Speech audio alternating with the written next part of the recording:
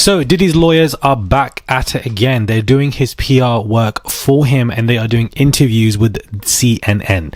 Hey guys, it's more Ali, daily and consistent content. Subscribe to the channel, more videos, throwing them out. And let's get into this because a lot is happening today. Stay focused. So Xavier Donaldson, who I think did probably the best job in regards to Diddy's sentencing. You know, Nicole Westmoreland was crying. Then you have his other lawyers calling him a civil rights leader. They were literally making no sense. But Xavier Donaldson was trying to clean up the mess with Diddy, talking about the speaking engagements that he had in Miami.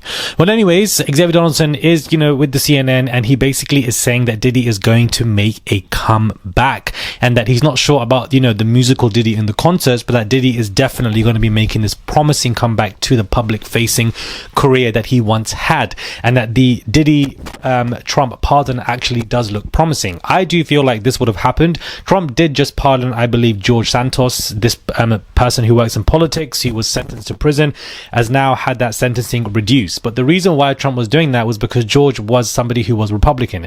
Diddy avidly hated Trump, and he publicly said that multiple times. So of course there is an obstacle here, which is why I feel like Diddy would have been pardoned by now, but he hasn't been, because it's not happening. I just don't believe this is going to happen. I would be utterly shell-shocked if that was going to happen. But Xavier Donaldson has come to do this 2-minute interview where he is saying that Diddy is making a comeback. Diddy has got some kind of, trajectory in place. I think it's too early for any kind of public musical career, but I think that's definitely happening. Diddy is just not going to be talking about it.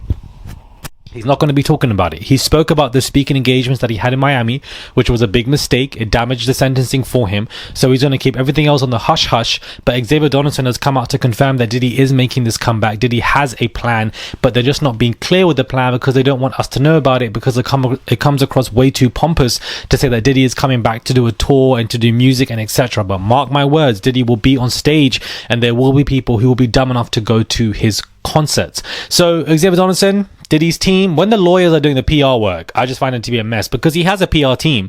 They were there in court. I don't know why they're not doing these interviews, but it seems to be the lawyers. But I guess Diddy is paying them more money, additional money, to make these appearances, because what are you doing all of this for? The sentencing is done, the trial is done, you've been paid, everything's been cashed at the all the checks have been collected and at the bank.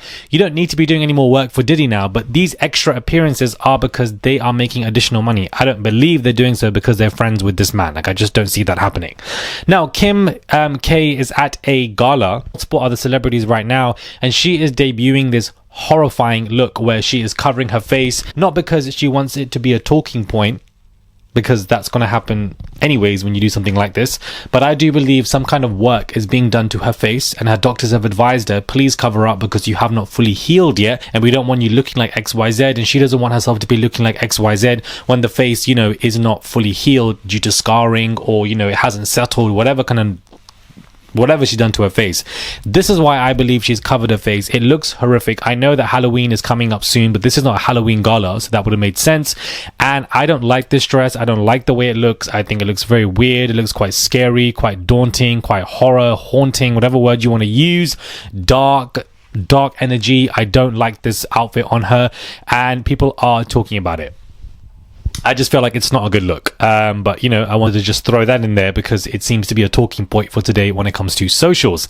Now, Diddy's daughters did go to Kylie Jenner's star-studded party, but once again, you can see them both dressing up in the same outfits. They were doing this at the trial every time they appeared.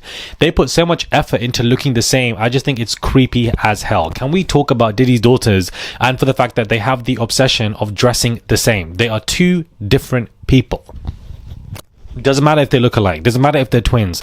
They are two biologically different people. Why, even at this point when you guys are grown adults, are you still dressing the same? Are you going to keep doing this when you're in your mid-20s to 30s? I don't understand. I find it to be quite freakishly weird, especially because of all of the freak-offs that Diddy was doing and the madness that he was into.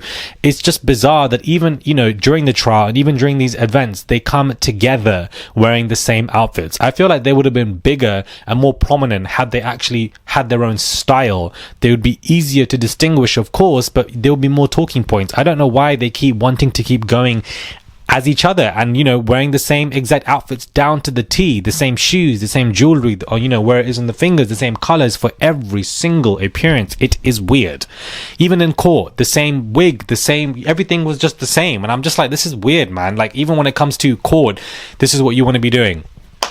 I don't know, guys. Do you guys find it weird? Am I over analyzing, being over analytical? But I do think that, you know, as grown adults now, like, I don't know, hopefully they discontinue this when they come into their mid-20s and 30s and they actually end up becoming their own selves.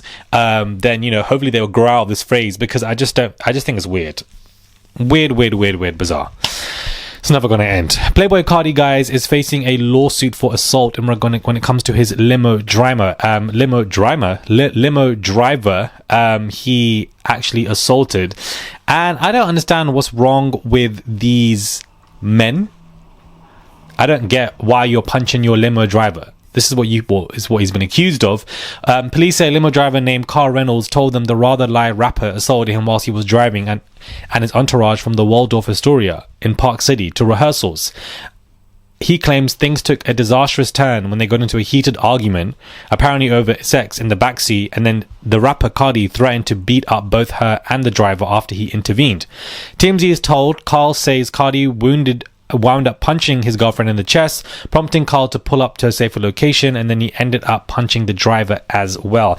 I'm not sure what's wrong with these men, but it is an epidemic out there where they are, especially these rappers, these musicians, anybody in that fast life, wealth in Hollywood, who are bombarded with all of these substances and taking alcohol, and then, you know, they feel the need that they are the ones in control because of their ego and their money and their finances and their wealth, and they think that they can just put their hands on anyone, whether it's their partner or whether it's the damn driver that's taking time out of his day, getting paid for, doing a job for you, taking you from spot A to B, feels like he can put his hands on the driver and his girl at the same time. So delusional and entitled.